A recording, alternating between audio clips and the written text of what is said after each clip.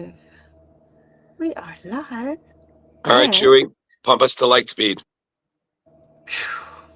My name is Will Sliney. I have worked on Spider-Man and Star Wars, a whole bunch of comics, and you're watching Splash Pages.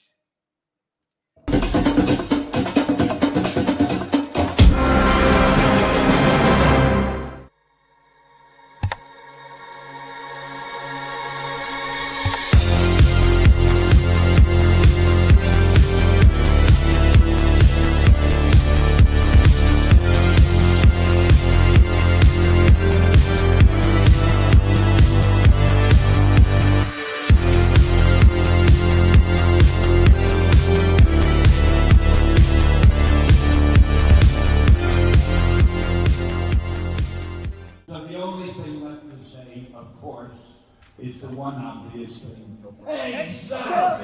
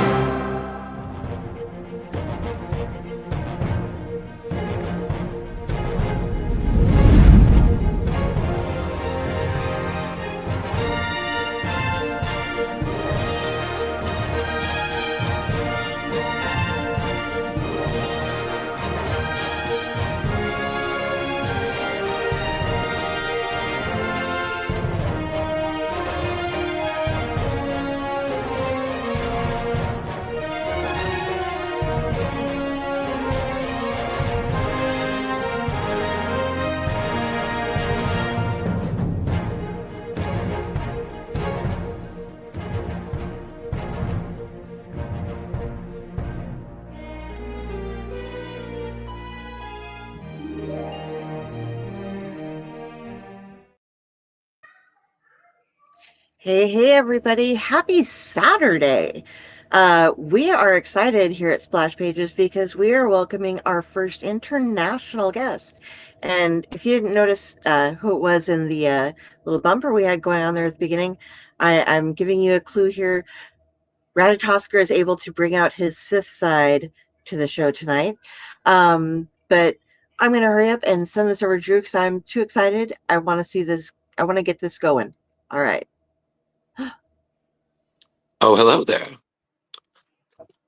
Welcome. So we're very excited to have our first international guest. That it was so good that, we're even risking being sick over here to be. He has worked with Marvel. You've seen him on Spider-Man 2099, a lot of that. Some other stuff here and there, but he's also spent a lot of time in the Star Wars universe. He's worked on Solo, the story adaptation. He's worked on He's worked on Galaxy's Edge adaptation. He's worked on a Rise of Kylo Ren, a ton of Star Wars. He's currently working on the Rise of Skywalker adaptation. He's here. He's very Irish. We learned how to say his last name correctly about 5 minutes ago. The one, the only, Will Sliney, please. Everybody. I've never been described as very Irish before, but I don't have any problem with that. So, Welcome. Well, thank you. Pleasure to be here. I love your intro. You're much more very impressive. Well, that's all Leo. We love him. He does wonderful things. It is super. That is and before the show, because we were showing off lightsabers, and naturally, since you've been working in Star Wars, you said you had a custom one, right? Well, so I do have my own lightsaber, which is mad. Still a surprise to me because I didn't even know they were working on this. But the team at Disney brought out a limited edition lightsaber. It's Ren's lightsaber from a Rise of Kylo Ren story, and not only did they make his lightsaber, which works, they made his helmet as well. So you used to be able to get these in the Disney store. I think they definitely sold out here in Ireland. Wow! Very reflective. You need to buff it up if you want to use it for TV, and it's cool. Right. This will work through the thing, but it's like got a two-way mirror where you can actually see through the thing. So that is definitely a career highlight, and very, very recent as well. Not many people get their own, I guess, lightsaber. Its own sound design, which is crazy to me. So when I turned it on, I was like, that's what the drawing looks like. So Oh my That's God. been one of the highlights of the year. That is so fucking Oh, cool. wow. I mean, I had to get this is a Saber Forge, and I had to wait like a year No way. to get it. Yeah, because they were so backed up, and we were doing it for a shoot because me and my partner, we were doing a DC Star Wars crossover. So I was old Bruce Wayne from Batman Beyond combined with Obi-Wan, Oh, wow. and it was so. But and then my partner was a Talon from Batman, but she was a Sith, so we custom made and we just used a Kylo Ren lightsaber. You know Yeah, those. yeah. I do. I have one. But it was so crazy, and every year on Star Wars Day, I was like, well, I have something to post now, so it's where I got this. So I was like, all right, well, fine, I'm part Very of the cool. universe. Well, I will also say this is my second time meeting you because I actually I met you remember years meeting ago at a New York Comic Con, and I actually have a photograph of that. Carrie, can you? So that's a photo. That's with you and Peter David. Yeah, yeah. And then my partner is the classic 2099, and our friend wow. is the Spider Gwen 2099 variant. Wow. Yeah, man. Wow. Yeah, That is and amazing. thank you. Yeah, I the That's second a way. while ago. I don't have any gray hairs there. Yeah, It's a long time ago. I think that was like 2016. I think like 2016, 2017, around that. Yeah. Because I remember I've met Peter a bunch of times, but I'd never met you, and I had all your work on 2099 because I'm a big Spidey 2099 fan. So my goal was to meet you, and then go all the way across to the main room to see Francesco Mattina, who did all the covers. Yeah. And it was so Did you funny wear out because his poor wrist? what happened? Did you wear out his poor A wrist lot with of stuff. autographs? No, well, no. Peter, I did that to Peter once. Peter, literally, I had like a huge stack of comics because I'm a big Peter David fan. So I had like X Factor 2099, and he looked at the stack and he was like, holy shit. And Peter is such a pro. He was just bam, bam, bam. Like he just assembly line signed. But he was so great. But I remember Francesco, I had all the covers. He had never seen all of them together. And we actually covered his entire table with all the covers. And he took a photo of it. And I have a photo of him taking a photo of my books that he just signed.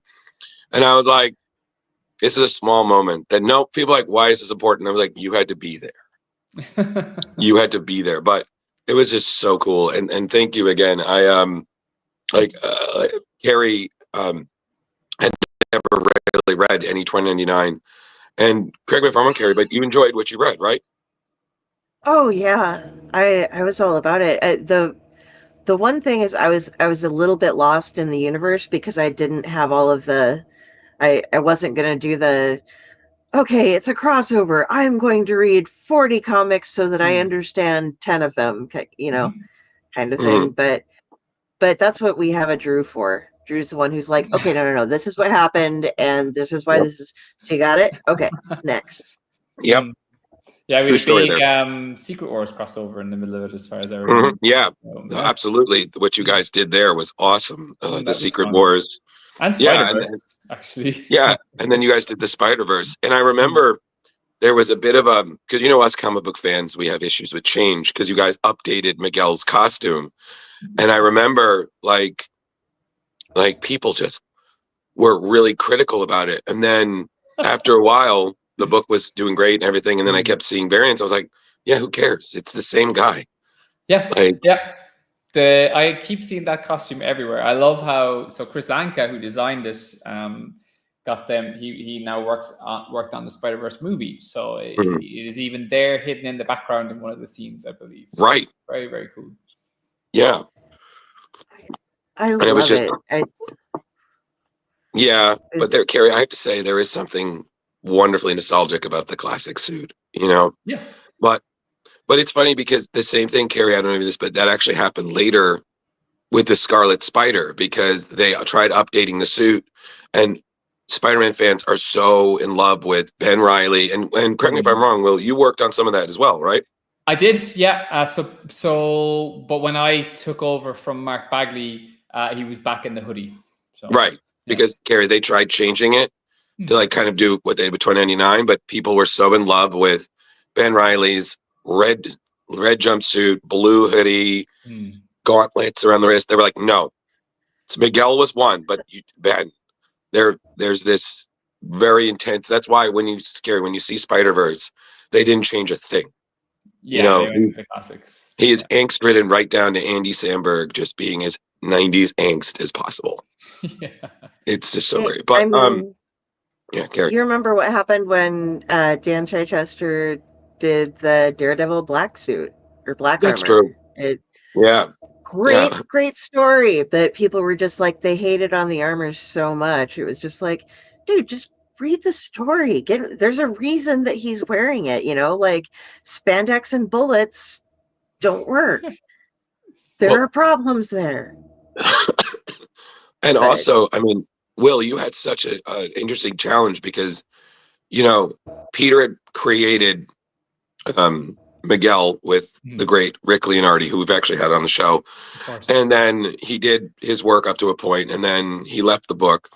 And then Miguel came back during Dan Slott's Superior Spider-Man, and you picked it up at a point where Miguel is stuck in the modern Marvel universe, and he's so you're in that interesting place. You're kind of picking up where the story left off. So what were you excited? Were you a little scared? No, well, both. Yeah, like so it had been gone for quite a while, and you're right. It came back during the Superior Spider-Man run, and obviously everyone was delighted to see Miguel back. It had been a long time, and I was just getting my feet wet in the Spider-Man world. I had worked on Fearless Defenders for a year beforehand, but I kept telling them how much of a big Spidey fan I am, and was at the time. And what happened was I basically was brought in to work on one issue of Superior Spider-Man Team Up, which went very well, and then the Superior Spider-Man issue, and they kind of were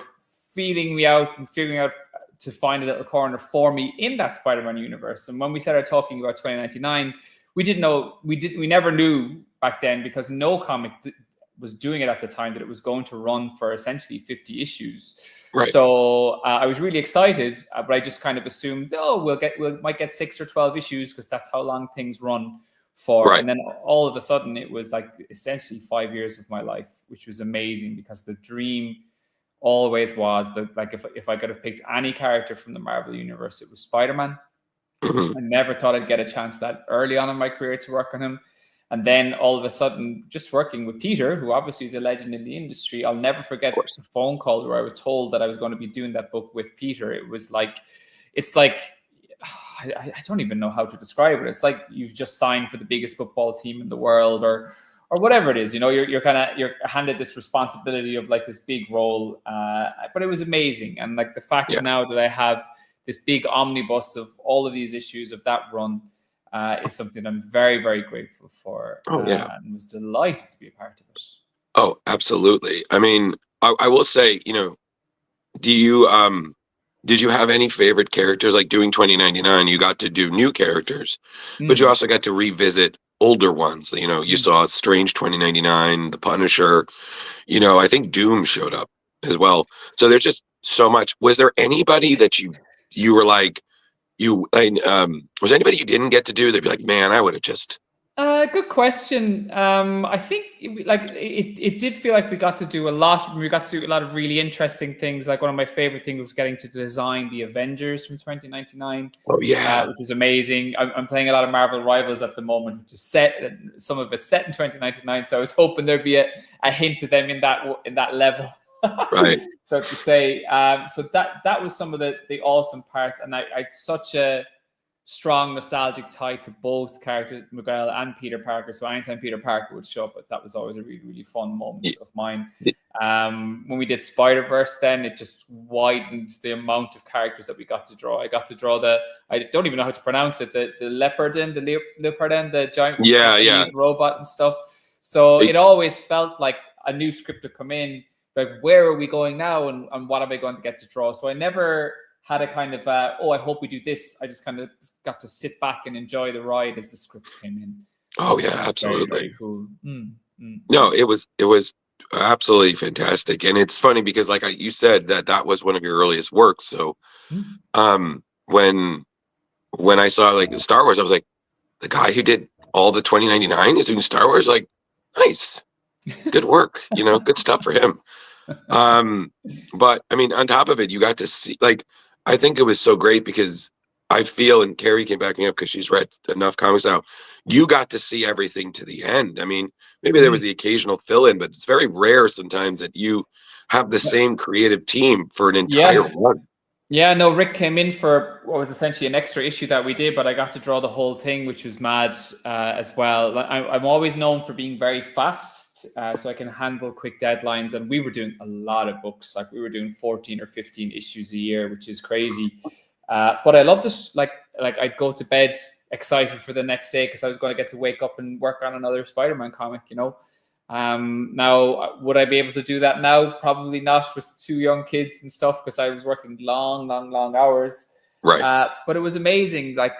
Geez, yeah, 14 or 15 issues a day. So it was just, or a month, or excuse me, a year. So it was just non-stop drawing. But like I said, just pure joy, the whole thing. Absolutely. And you're so detail oriented. If you guys are looking at the screen, the background, all of these little tiny windows and things it was something that I know it's silly, but you have to draw every single one of those, and that has to drive you crazy. I'm gonna pull up some. Yeah. So I think that's why I ended up being pulled over to the Star Wars team, because one of the things about when you are working on the Star Wars books is the amount of detail in the backgrounds. And it's different when you're working in Marvel, like you're drawing, new things, or you're drawing buildings and stuff like that. But when you're drawing Star Wars, you're literally redrawing these concepts that have been made by some of the greatest movie concept artists in the world. So your attention to detail in the backgrounds is really important.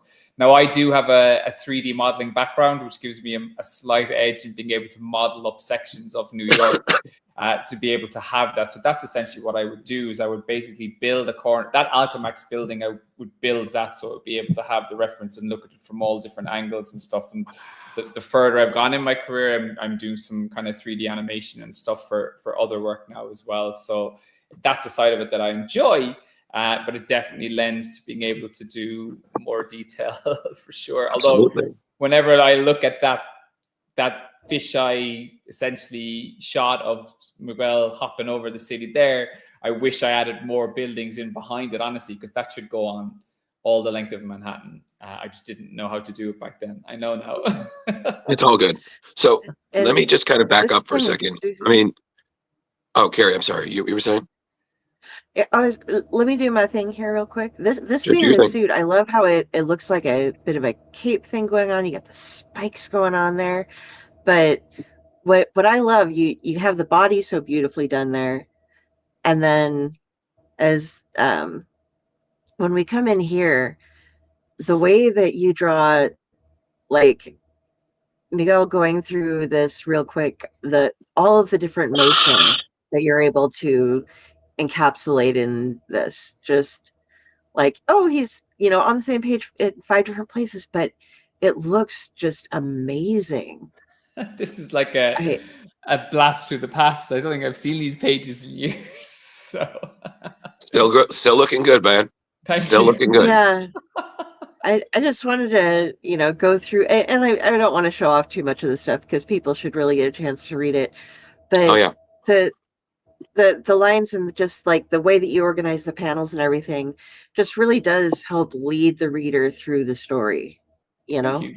Yeah, it's part of our job. We need to. You can use the page layout and the flow of the panels to direct people's eye around the page in the way that you want it, and that will go through for even the perspective shots that you choose. So, like if you in those last few panels, like you can see the way that the lines and the roof of the office building are designed to help with that movement and momentum. But that's our job, to bring these essentially 2D images to life and make it feel like you're in there with them. Especially with Spider-Man, you need so much movement and momentum with him. So oh yeah, and especially since while Miguel is very similar to Peter, they are very different Spider-Men. Yeah, it was one of And the first things that Peter David said to me, and I had to redraw the first few pages that I drew. He's like, "You have Miguel web swinging," and I was like, "Yeah." And he's like, "He doesn't do that. He glides. He'll get up high and he'll glide down all of the time." It's something right. that I never picked up on doing it. So like that was the real start of the difference in body language, and he just has to be more aggressive, essentially. I thought they did that really well in the Spider-Verse movie. Like the choice of like how broad-shouldered he was and how he leads with the claws and things like that as well. So yeah. So kind of backing up a little bit, like how did it start for you? As a kid, were there any favorite comics that you picked up, or was a gift that just like sparked that interest? Was there a Spider-Man story that was like, that's your, what got you hooked? Yeah, I didn't have the access to comics that you would have had in America or other countries as well. Excuse me, growing up, it just wasn't a thing that was here. So I would get annuals or collections. So I was never able to follow the monthly stories, Right. but I would grab anything that I could. It just everything was out of order. So I didn't have full stories. So I would like get a couple of issues from like the Clone Wars, or the Clone Saga, Right. gone into Star Wars, from different bits and pieces. Certainly the 90s animated series was massive for me in like forming that bond of like falling in love with that character. And then when I was about 15 or 16, I can't remember my exact age, but Ultimate Spider-Man was the first time I was able to follow a story issue by issue. And that was it then. Yeah, unbelievable. They actually brought it out digitally on their website where you could just flick through the pages for the first 2 or 3 issues. So then I was basically subscribing to the comic via Marvel in America. I don't even know how I was doing it. So I was getting sent the issues. They were literally, they'd reach Ireland in the wrong order or everything, but I loved it. And then out of nowhere, a comic book shop opened up in the city where I nearby. There you go. So that was it, and that was yeah.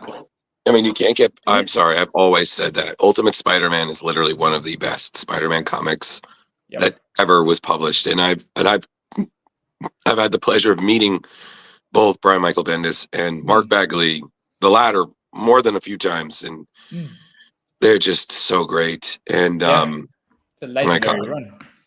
Absolutely. And it's funny because I actually introduced the Ultimate Universe to Carrie here, and I pretty much told her, I was like, if there are 3 pinnacles, you got to start with Ultimate Spider-Man. You do the others, but that's the pillar. You can't. We wouldn't have had the Ultimate Universe without them. Yeah. No, it was amazing. Absolutely amazing. And then on top of it, you being a fan, getting to work with Mark, who is, I think, one of the de facto, not just 90s Spider-Man artists, but just like, I feel like anybody I've talked to who's a Spider-Man cosplayer, they have at least one image of Spidey. That's a Bagley. And it was worse than that. I had to take over from him on the Ben Reilly book, which was big shoes to fill. But it was nice. It was a nice full circle moment for me, definitely. Did he say anything? Because I know he's very known for his humor. No, I was never in touch with him. It was just he was gone from the book working on something else. And I was back working with Peter again. I remember one time I met him and I booked, and he was just mockingly talking about how much of a jerk like Bendis is, and how he just working him. And his daughter's was like, "Dad, shut up! You know you loved working with him." I've never actually met him. He's one of the few people in the industry I haven't met, believe it or not. Oh man, he's such an old school curmudgeon, but he has such a great sense of humor. Good. But he's so appreciative, and he's so nice. But he has a really funny sense of humor. So if you do, I think you're definitely gonna be pleased. Well, he's so funny. Yeah, I'm sure it'll happen. Yeah, totally. So I guess we talked enough about Spider-Man. I guess let's switch to Lightspeed and go to Star Wars. Okay. You've worked on a lot of adaptations. Yeah. Like I saw you've done. Correct me if I'm wrong. You did Solo. You did The Galaxy's Edge, which I didn't even know there was a comic about that. I've been. Yeah, I wouldn't put that down as an adaptation though. That was our own story. Do you know what I mean? You're right. No, but that, and then and right now you're working on Rise of Skywalker. Yep. So, but you've been playing in the Star Wars playground a lot. So Yeah. the first question I have is, because every fan do you have a favorite Star Wars movie and why? I do. I have a couple Okay. for different reasons. Like I have a huge, so I would say The Empire Strikes Back, because of that was the one that had the impact on me when I was a kid, very young kid, and not necessarily because of the movie, but because it was the first time I realized that a movie could turn into a world universe, that there was more story than just this individual movie. That was my first time experiencing that. And I used to have the original trilogy on VHS and would just watch them over and over again. Like I was a massive fan of those. Yeah, that Still got it. gold box thingy, whatever it was, with C-3PO on the front. Yeah. I think then I loved the prequels. I really enjoyed them, because though while I got to see the original ones in the cinema for the re-release, I loved the prequels, and my favorite one of those was Revenge of the Sith. I think that's a great movie, and if I'm going to sit down and watch any Star Wars movie, that's the one that I watch the most. I love the battle between Obi-Wan and Anakin in it. It's just amazing, and I think that's like some of the best John Williams music that's there. It's amazing stuff.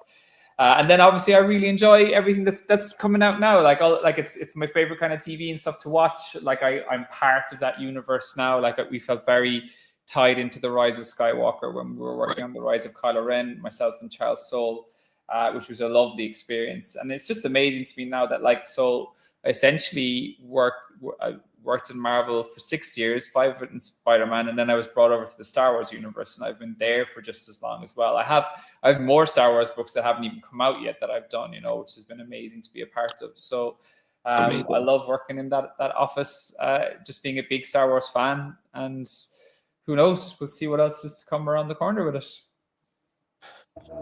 Wonderful. I was just going to say, this is a no judgment zone. So if you said the Ewok movies, I would have been like, that's fine.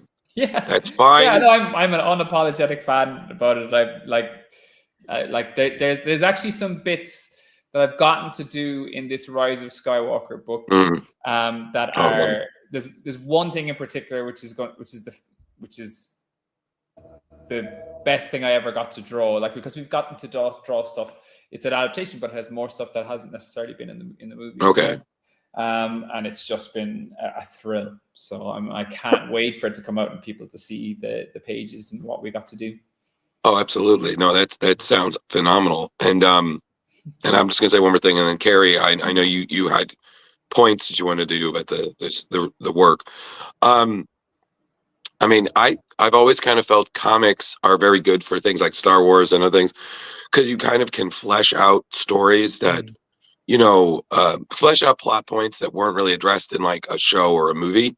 So for instance, you did Rise of Kylo Ren with Charles Soule, which kind of explained what happened at the event where Luke made the tragic error that Luke made, that essentially helped set Ben down the path to become Kylo Ren. And you had the Knights of Ren, and you had Ren himself, which you guys co-created. So what is it like kind of filling in blanks in Star Wars history? Yeah, that was, working on that book was one of the best experiences I ever had. I knew Charles well before that, but we became very good pals while we were doing that. And we built up a very, very good working relationship, which is why we've gone on to do our own image books together. He's become one of my best mates in comics, definitely. So it was just brilliant. And he's a genius writer that works differently than anyone that I know. Like he's very visual as well, in a good way, and how he kind of can inspire you to push you into different ways. Like we were designing we got to design so much stuff in the Star Wars world. And obviously like this being an example of that, like these are things that mean a lot to the Star Wars world, if they're going off and they're making lightsabers out of these things. So even from the little details that we were doing in the lightsabers, or, like what the meaning is behind this kind of stuff, like we got to add in so much more bits. You just see myself reflected. Yeah, there you go. But like the all of the bits, you just got to kind of redo it all again. which was just it felt almost I was pinching myself, because again, I was a massive fan. The two things, like I've been very lucky in my comic book career because the two things I would have loved to have been a part of always, and this was even before Star Wars at Marvel, was Spider-Man and Star Wars. And that's basically been a huge part of my career and still continues to be so. And I'm just enjoying every moment of it. That Kylo Ren book was what was special for me. Definitely, it's one of the books I'm the most proud of for sure. And yeah, very, very Carrie, there. Thank you, Will. Carrie, take it away. Oh, first off, as you mentioned Ewoks, I'm contractually obligated, since Leo isn't here, to mention that Ewoks are cannibals. And oh my God. God damn it, Carrie. Well, he's not here. I have to say it, All right. One No, of us I has to. know. You're right. You're right. Is a cannibal someone that eats human or someone that eats someone that's their own race? That's the that is a point that good we question. kind of differ on. It's like, okay, it doesn't show what they do at their own funerals because you don't really see that, but they definitely eat their enemies. So yeah, so do we. So do a lot of humans. They eat sentient beings. That's the. I won't eat an octopus because they're smarter than I am. But that is no, not no. No, Carrie. That's because that scene in Old Boy traumatized you, where he's stuffing it in his face. You were like, no. Oh, There's I'll a eat difference. squid. I just want the octopus. It's well, I mean, you said yourself. You're like, I do not want to know it's still alive as I'm chewing it, and I was like, that's fair. Yes. That is fair. So thank you for that contractual obligation, Carrie. Okay, so now we're going to go into things that I want to show. And yes, you said it's your job to make the motion and stuff go through, but you do it so well that I'm going to show everybody so that they can be like, oh gosh, wow. I need to read this. That's actually, what's interesting? The layout, this is 8 years apart, that layout of Kylo Ren, that's the cameras underneath him, is quite like the shot that I picked of Spider-Man 2099 all those years beforehand, and the ones that you showed where he's punching the other person. It's like at the same camera angle. Mm-hmm. Mad. Oh wow, yeah. I love how you're able to get so much debris and the sparks and everything going through here. And I'm a big lettering person, so having the transparent that has nothing to do with me. Then that's someone else. I can't remember who lettered this book, but it's always amazing how they get everything in there. Yeah, but it's a sign of how much they enjoyed your art that they did it transparently, so you could see through it instead of being like, we're just gonna put a big kablam, there's something over here. Right. Yeah, right across the character's face, just completely mess up the scene. But here I wanted to go through, and it's just like you were saying before, you have all these things you have to draw perfectly, like the old tech and stuff that's done in Star Wars. And all of these things are just beautifully done. And then we get to, need to hop over here real quick. Oh, this is really pretty too. But this blew my mind. How you get to have this high-tech world combined with so much nature and kind of really weird nature too. And how you were able to just perfectly mesh that all together. Thank you. Yeah, that was a lot of work. I'm not gonna lie. I was gonna say, was that difficult to try to make it all fit? Yeah, it was. But I really, again, it was just one of those really, really fun challenges. And I've seen, that planet pop up, or I don't know what planet's probably the wrong word, but that I've seen that pop up in other books with other people having to draw it, and I feel bad for them having to do it again. But yeah, even that essentially throne that's there behind Snoke in particular, I remember spending a very long time with the texture in the rocks and the branches and everything like that. But that this stuff that you're drawing will be seen lots and lots of times. So that was really good fun. No, it was amazing. Yeah, I just yeah, and then you got the. Sorry, Carrie. Oh, I was gonna say this is where I fangirl out. So Drew can go on and talk while I just kind of go, "Ooh, that was so pretty. That's so cool looking." So, and then Will, what what are the challenges of working on characters that are, essentially people? Like you Yeah, had to probably study a lot of Adam Driver, and then you know, absolutely. Luke, the Mm. great Mark Hamill, and Mhm. all these others. So, like, was it intimidating? And did you ever hear from them about what they thought? They're like, he did a good job. I was like, that doesn't look like me at all. No, I haven't heard from any of the actors. It's part and parcel of the Star Wars work, and I don't go even further.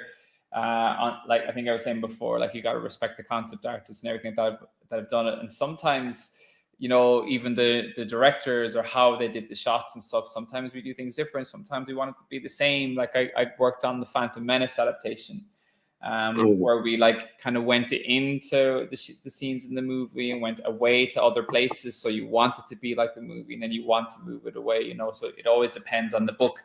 For the Rise of Skywalker, like then I've taken a very, very different approach than anything I've ever done with them, and I've focused really on the lore and the story between Rey and Kylo Ren, and how they kind of are reflecting each other a lot in it. And you'll see that when the book comes out, I'm trying to do that a lot with my layouts, where I essentially will have mirror images of each other, kind of going through things that you can't necessarily do in a movie. That will happen more and more as the book goes on. So that's been a really fun and interesting project to be a part of because of that. So I'm looking forward to seeing people dissect that. And then, like when you talk about Adam Driver, so I worked on Solo, which had, what's his name again? The actor who played Han Solo. Oh, fuck. Harrison. I can't Oh, remember. shit. Aldrin Enric, Yeah. something like that. Oh, I'm not. So with him, then we have Harrison Ford, Han Solo, which I drew in. Aldrin Aronik. Yeah, there you go. Yeah. Yeah. So Got it. him, Harrison Ford, Han Solo, and Kylo Ren, and I was trying to draw the Aldrin Han Solo, but using the movement or poses of Harrison Ford Han Solo, and then have that come through in Kylo Ren because he's his son. So like the finger pointing and whatever it is, and the certain types of poses, trying to have them present in all of the books. But that stuff is fun to do. It's nice to see the continuity that you're doing. Yeah, Like it's father even and son. So hopefully people notice, that you spent that much attention to detail that you're like, okay, sometimes, gonna have these same mannerisms and yeah, they do. The more I watch the movies, the more I realize that's what he was doing. Like, there's even a shot where he kind of slides into shot Kylo Ren, and I was like, whoa, that's exactly like what Harrison Ford does in one of the scenes in one of the movies. So, no, it was it. Okay, and here's another question for you, Will, because the Star Wars universe is so vast, and there's so many characters, old and now newer. All right, is there anybody that if someone's like, "Hey, do you want to work on this?" You were like, "Yes." Like it's not even they mention the name, you're like, "I'm in."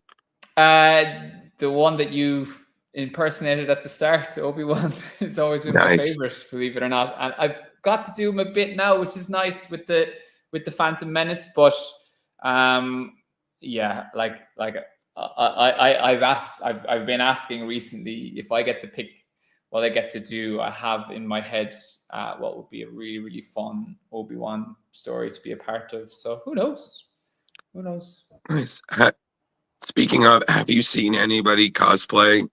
Has anybody you've done, like, have you seen a Ren Yeah, at any convention? Yeah, and they're amazing.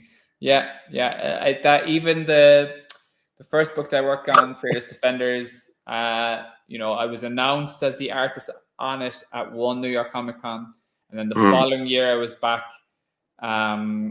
Then there was a whole lineup of all of the characters, including some of the characters that I created were there. And then that has gone on even. So the most recent ones, I suppose, would be Ren from the Rise of Kylo Ren. There's some awesome Ren cosplays out there. So yeah. That must be so cool when you see that. You're like, Yeah, it's wild. These are the stuff you dream of, you know. Yeah, very, very surreal, and just very, very cool. And one of those, like, so many cool things have happened to me from being, you know, working in comics, and each one is just lovely. What so is the con scene like over across the pond, I guess? What's the convention scene? It's certainly not Yeah. anything as big as New York. Well, I suppose MCM London would be close enough in size. It's different depending on each country. Like all the different countries in Europe are very very different culturally, which is awesome. And they all will have their own massive comic book scenes. Like there's a huge comic book scene in France that has nothing to do with any of the stuff that we do. You know, they have their own comics and they have their own way of doing things. There's certainly much more, like I always feel like when you're at New York Comic Con, it's a big part of the rat race of comics, and there's just so much going on and so much that's being sold. And at work, we're all trying to, you know, hang out with our bosses and editors, and it's all this kind of a work thing. And then when you go to like a show in France or Luxembourg or wherever, the artists and creators are much more chilled out, because the way that they do their books is they're essentially paid half up front, and they disappear up into the mountains for as long as they want and come back when it's done, and they get the rest of it. So it's a very different pace, if that makes sense. so Oh, Carrie, you go. oh no, I was just one of the discords that I'm on for some comic book stuff. Somebody was just talking about France in particular, and they're like, yeah, they get like 60-page comics, but they'll be gone for, you know, they turn them in like once every couple of months, just whenever. But Yep. it wouldn't Yeah, sell at in their America. pace. No. Nope, definitely not. So, Will, you said that you yourself are a father. So, do your kids, have you shared Star Wars with them? Do they have their favorites? So so a 6-year-old and a 4-year-old have been waiting. So we've watched episode 1 about 2 weeks ago, and I wasn't sure how it would go down, but they loved Uh-huh. it. Like literally today, my 4-year-old girl was telling her mother how Star Wars is her favorite movie, and I'm going to do it in the way that we'll watch 1 and 2. Then we're going to watch all the Clone Wars TV series, which is perfect for them. It's a cartoon. And go on from there. But I think that's going to massively mess them up when they watch 2 movies and then a whole series where their hero is Anakin Skywalker, and then when they watch Revenge of the Sith, that's going to be pretty heavy. Just when crush. they figure that out. Yeah. So like I think that's bigger than the Luke Skywalker Darth Vader moment in Oh no, that's Oh. definitely some Yeah. dad Palpatine. Like that's just a hold on. That's a good. Let the hate flow through you, Yeah, we'll see how Sliney they feel about family. it when it happens. So, You know. mm, Oh yeah. That messed me up. yeah. We What were is all going crushed. on here? Mm, I think the thing that messed me up, I remember I was watching, I think, some movie, and they were talking about Star Wars, and then they had someone who didn't watch it, and they're like, how could you not know? Don't you know Vader in German means father? And I was just like, oh my God, it was there the whole time. I was like, God, we're such idiots. Like it just bothered me. I was like, wait a second. A 2009 movie just pointed out something that I've never realized my entire life. I was like, this is growing up, kids. This is growing up. But good luck with that. I can only imagine their face when they realize, like, but we just watched his journey. How Yep. he's the bad guy? Yeah. Yeah. It's going to be strange. Yeah, There's a lot man. coming back from that. So especially if they watch that Obi-Wan series as well, because that's amazing. It's yeah. off stuff, like, you know, so might skip that part of it. Oh yeah. This is the way. So no, that's later on. You gotta, you know, but that I think that's the great thing. Like I always point out to people, like we had to wait for these books to be done. When you're showing, it's like you get this all in one shot. I had to wait to read all of this. You're getting this all one shot. Like fortunate. Don't count your blessings. Well, true, but like it was such a part of the way we grew up as well, you know. Oh yeah. So we hung on to it and lived it more in our heads before it finished, you know. So Well, and yeah, a friend of mine said this, and I think it's really profound. He said one of the best things about when you get to be a parent is you get to introduce the things you love to your kids. So in a way, it's like you are rediscovering it again. yeah, And absolutely. I said to him, I was like, I told him, I said, even though I don't have any kids right now, I said to him, I was like, that is probably one of the best, most profound things I've Yeah, ever heard about being a parent. Because like I have a friend who, like her niece still raves about the day that she introduced them to Back to the Future. And I'm like, listen, good movies are good movies. So, yeah, yeah. you know, Very true. Yeah, yeah. very So good. So keep up the good parenting, man. You're doing great. You Thank know, you. And um, and okay. you're teaching a bunch of children as well, with the Homeschool Hub We Will Draw series that you've done. I Yeah, was watching some of that, and you get into really good technique. Like I just watched a couple of little episodes, but teaching them the face map at the yeah, very that. So how did Excuse you me. get pulled yeah. into that? And This it's was a something great that wasn't project. necessarily that we ever really planned on or anything. But when the pandemic happened, I put out a tweet the first day just because all the kids were sent home, and I was like, "Hey, here's my drawing of Spider-Man. Just draw one for me and show it to me," you know. And thinking I'd get like maybe 100 drawings, and I literally got 10,000. It was crazy. And, Wow. the next day we did Star Wars, and it was 20,000 or so. So I ended up getting, I don't know, it was like 500,000 drawings over a few months. It was just crazy. And it just kind of went around the world where it's like, you know, all these websites where everything was, you know, people are stuck at home, people are isolating, whatever. It was very much a strict lockdown here in Ireland. You couldn't really leave your house. And it was like, you know, if you want to get fit, watch this guy Joe Wicks. He's doing these YouTube fitness courses. If you want to learn how to cook, blah blah blah. And it was always, if you want to learn how to draw, watch Will Sliney, or follow him on Twitter or whatever. So the local broadcaster here, they had set up this thing called Homeschool Hub, which was to teach kids school content while they were at home. And I just bought this camera for Black Friday before I'm thinking about doing some YouTube stuff. And they asked me, would I be able to be like the art teacher and produce it all myself, because we couldn't have film crews here because it was the very, very start of the pandemic.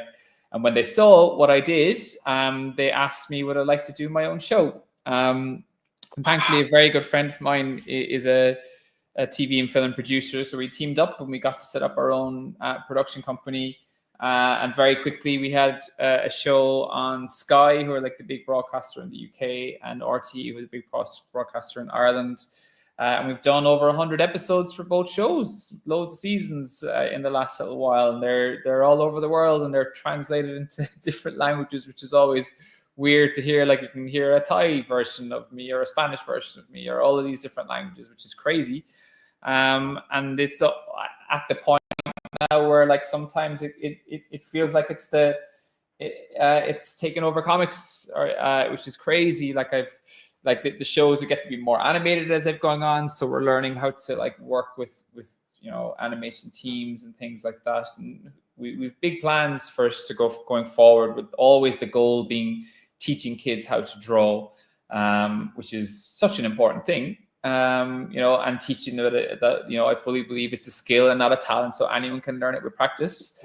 And so many kids will give up drawing because they get frustrated and they think they're not good enough. And it's about making sure that they know that like anybody can do it as long as you keep practicing. And it's that kind of love then of drawing and story that feeds into things like Star Wars and things like Spider-Man and all of these different, you know, comics and shows. And when you start to realize, you know, that you could potentially be a part of that, is when it really can click over from this nice thing to do to potentially being like a fun career. So, you know, that's the path I got to have with my career. And then a lot, like, it's nice now when I go to conventions, it used to just be all like Star Wars and Spider-Man fans. Now it's like, especially if I do anywhere here in Europe, it's just so many young kids bringing up their drawings, you know, wanting to be a comic book artist or whatever it is. And it's just been Wow. amazing and humbling. Yeah. You're an Irish Cubert school. Uh, bit younger focused, definitely. It's amazing what they've done there.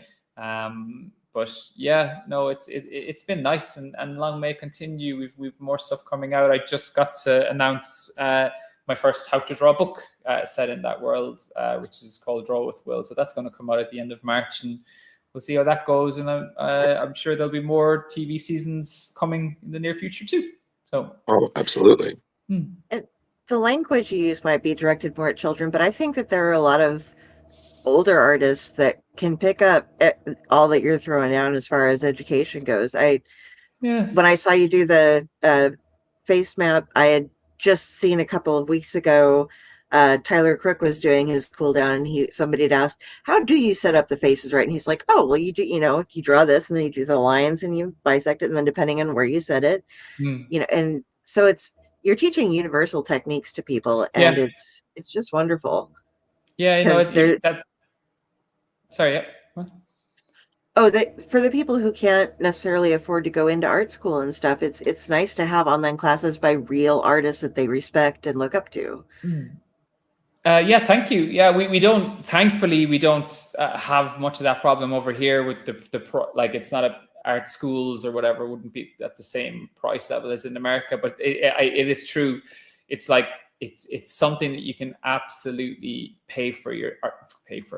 teach yourself by practicing yourself and doing it at home. Like I'm pretty much self-taught for comics. Most people that I know are, and it's because of that practice and love of that hobby that you can do. And you're right. Like the techniques apply through everything, and it's amazing. Like the little simple things that you do can apply in your career all the ways along.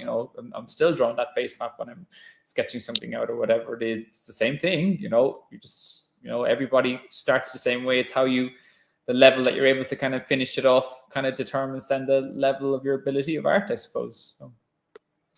I mean, listen, if there's one thing that if you do, I will 100% subscribe to, as someone who's a self-taught artist, hands.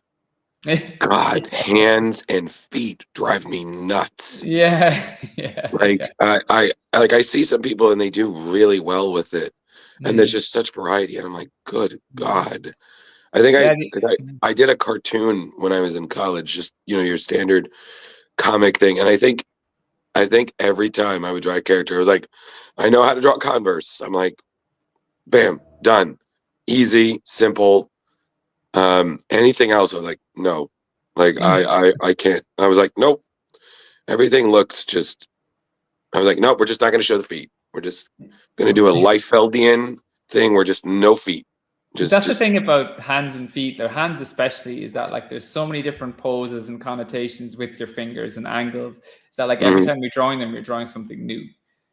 So like your face and your hands are the two of the hardest things in the world to draw. Like literally, like you might see a complex object like this is like a box with like cylinders and circles on it. Like, oh, whoa, that's difficult to draw. But like your face is way more difficult to draw than this, because it has so many different contours and shapes and relationships and everything between the different shapes, and that's unfortunately the thing that we draw the most. That one of the hardest things to do, which is why so many people, especially kids, struggle with artists and they're drawing and it's not looking the way they see it in their mind,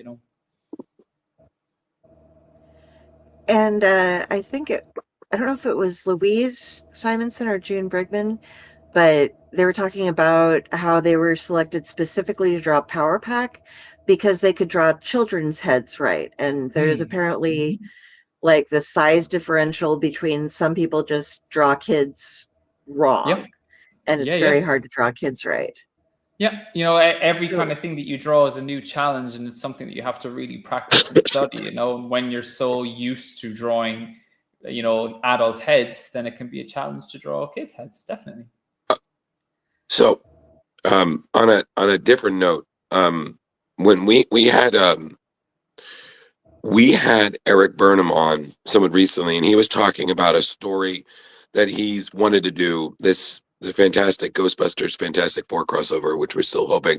Was there ever a story, like, we know that you're dying to do anything Obi-Wan, but was there ever like a 2099 story or anything that you've done, Marvel or Star Wars, that you guys you and any of your collaborators wanted to work on, but it never got greenlit. But it's just, if they gave you the thumbs up, you are Knights, let's go. You're gonna pump it out old school style. Was there ever anything like that? Good question. I almost didn't have time to take my foot off the gas and think about it when I was doing all of these stuff. You know, it was just amazing to me that they kept on going.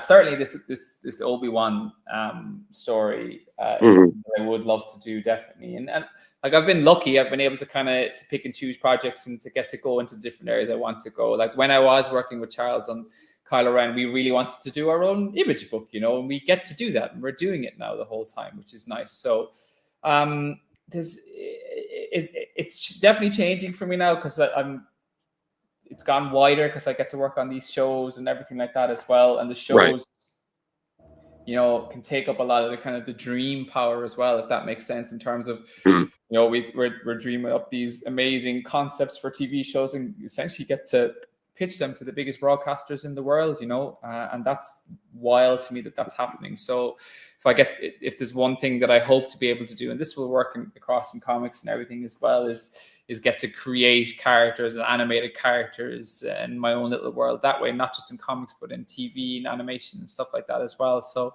see how it goes. That's going to be the plan for the next year or so, is developing these kind of new worlds. And so hopefully it's going to be a fun thing to do.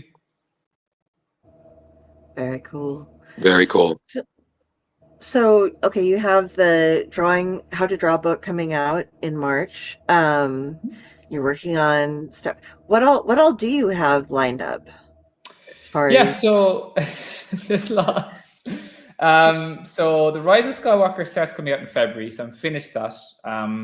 That's a 5-issue series, so it'll come out monthly, of course, which would be nice over the next while. That How to Draw book comes out in March. I directed a little short animation, actually, which will come out in June. So that's going to be fun. It's a 3D mini feature, I guess. So that's been really, really enjoyable. That's actually going to be announced in the next week or so. And I did a bit of got to design the characters and do a bunch of the animation and stuff like that as well. There'll be more How to Draw shows. I have another Star Wars book which is finished, which hasn't even been announced yet, which is amazing. So sweet. And then the next volume of the image series I'm doing with Charles, the whole universe is called The Shrouded College. Our first book was called Hell to Pay.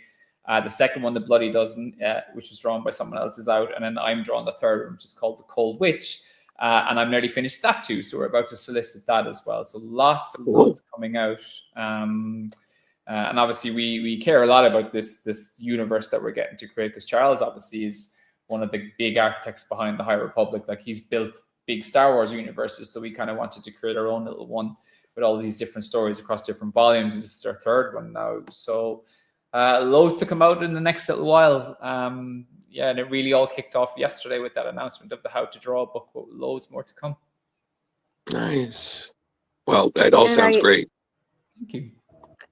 I saw your studio tour too. So do you play like the Star Wars games? Because I know you have a bunch of different game consoles and stuff. Absolutely. Well, I'm playing a lot of Marvel Rivals at the moment. I am halfway through Jedi Survivor. Was that the second one?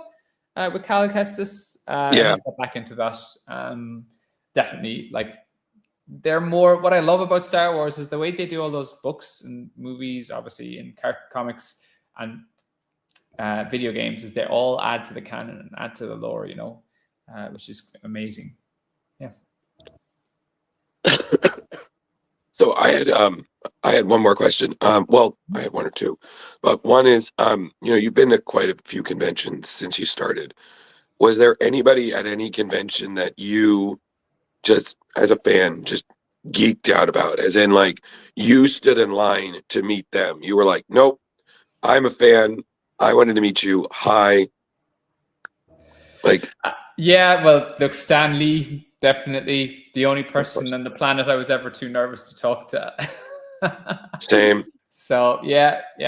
Like, I mean, come on. Like, I got to talk to him, but I don't think he could even hear me because it was a crowded room and stuff like that. Oh yeah. Just got to say thanks, you know, basically. Oh, I understand. I I met him back in like 2015 at a convention, and I think I got a high, Yeah. and we took the photo, and I was like, this is good enough. Yeah, 'Cause they- absolutely. Yeah, they just kind of assembly line it. It was just like stand, pose, done, thanks. And I think that they did the same thing for what you got autographed. And it's actually funny because I got him to sign. I don't know if you got an autograph with him as well, but I got the Marvel Spider-Man like explanation handbook Oh, that yeah. Tom DeFalco had done, and because I was like, what am I going to get to read? I was like, it's got to be something sentimental. And I had this thing, and I remember reading it all through like high school because Spider-Man is my favorite. And I was like, this. So I just have it in my room. And again, if you looked at it, you would never know. But you open it up and you just see Stan's autograph. I'm like, yep, put that back, please. That's awesome. Thank you. But yeah, I was the same way. I was like, it's Stanley. I'm like, hi, hey. I'm just okay. That's good. I don't need anything more. Yep. Exactly. Yep. Yeah, I just didn't know if there had been any Star Wars people at a convention. You were like, yeah, good question. Well, I was signing beside Billy D. Williams years ago, and I had a Han Solo drawing and a Luke Skywalker drawing on the table. And he was like, why don't you have any Lando drawings? Will you do me a Lando drawing? So I had to draw a Lando drawing for him in front of him. So I was extremely nervous while doing that. Wow.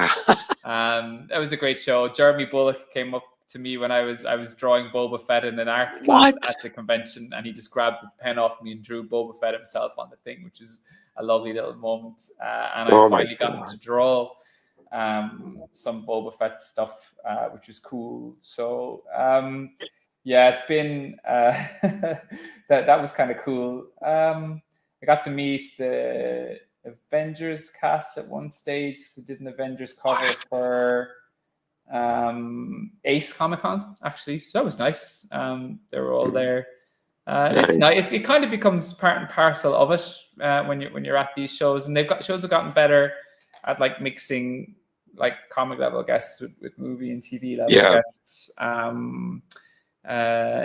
So it's nice, definitely. Yeah. That's fantastic. I'm sorry, just you drawing a Lando. Yeah. And he's right there. I'm like, yo, I'm sorry. I would have cracked. Yeah, it was a tough moment. I'm not gonna lie. Like, have a nice day, son. I'm like, I'm done. I'm just done. But that's great. And especially I never got to meet Jeremy Bullock, but I've heard nothing from great things from people who are big Star Wars fans. Gent. Yeah, I think the best is I met Peter Mayhew at a convention, and this was like 2017. He was at a con in Queens, and I met him, and I got the autograph. My dad was like you're doing. My father introduced Star Wars to me and my sister, and I got him the autograph, and he was such a nice guy. And it was just, I felt so bad because he was sitting down and he couldn't stand up because but he was just so nice, and like just anyone I've met from Star Wars has just been so pleasant, and it's just it's so nice because that there's that don't meet your heroes. I'm like, no, some heroes are worth meeting. Yeah. Yep.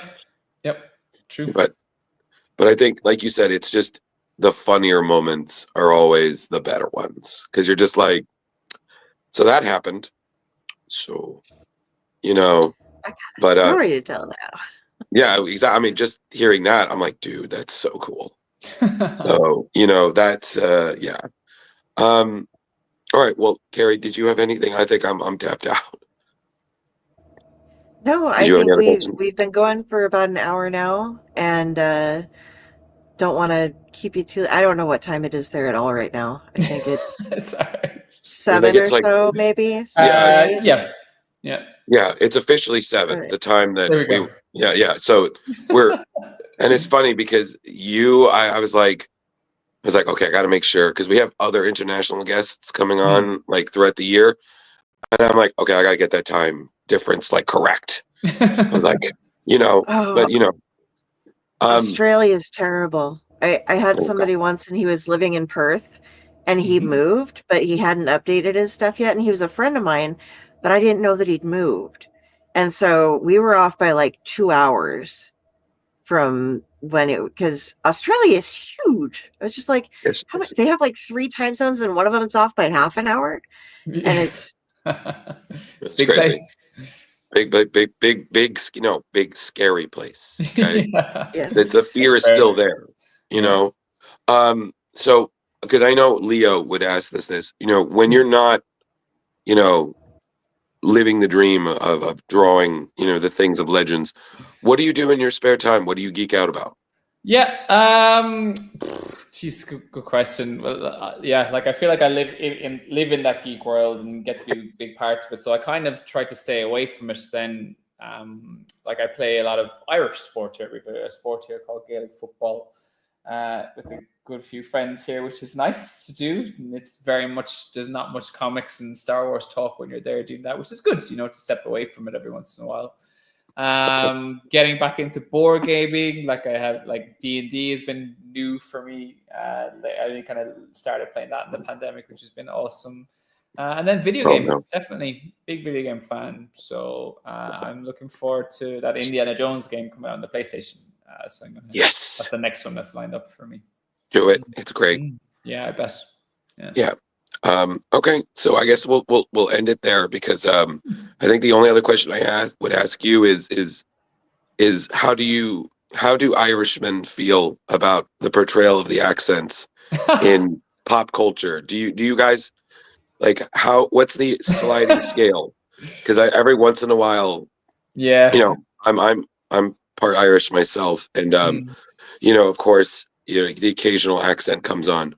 But it's always funny because I have friends who are like family is legit from the Yeah. Isle, Yeah. and they were like, a little Scottish there, Drew. It's just a little. It's good, It's a but it just hard one to get right. I'm not going to lie. And the reason why it's so hard is because we've been a country for like 100 times longer than America has been in existence. So our accents go back so far, and that Mhm. my accent is different to the person who's like 10 miles down the road this way. And I Okay. wouldn't know that. Like there's about 5 or 6 different accents in the city where I am nearby. I know if they're from the north part of the city or the south part of the city, and you can tell Right. how far back their family has gone there. And then there's Mhm. 32 counties, which will all have their own accents, and some of them no Oh, longer. So whenever someone tries to do an Irish accent, they don't know where they're getting it from. right. Whereas, like, I think if they got like a dialect coach to like focus on the Cork accent or the Dublin accent or the Northern Ireland accent or something, then Okay. it might not turn into unfortunately what became popularized with the Darby O'Gill and the Little People Sean Connery thing from all those years ago, which Right. basically sounds like someone playing the flute. That's what I hear when someone's doing it. Yeah. we do have a nice lilt going on, For sure. Like I've learned, like I lived in New York for a little bit, so I learned how to slow down a little bit because we definitely talk faster over here for sure. And I also learned to insert a like in the middle of my sentence to allow people to catch up with, as I, and process the first half of it and be able to hear the second part of it then. So that And was always my trick. and I can only imagine how many times living in New York you got oh my God, I love your accent. Where are you from? It's the thing when anyone that's different anywhere is exotic. That's the way I always think of it. Like when you say you work in comics to someone that doesn't know anything about comics, it sounds like the craziest, most exotic job in the world. And then when I'm with a bunch of comic book artists, we would be interested in someone who works on an oil rig. Like Right. it's all this different stuff. It'll always be interesting and curious. All right. That's fair.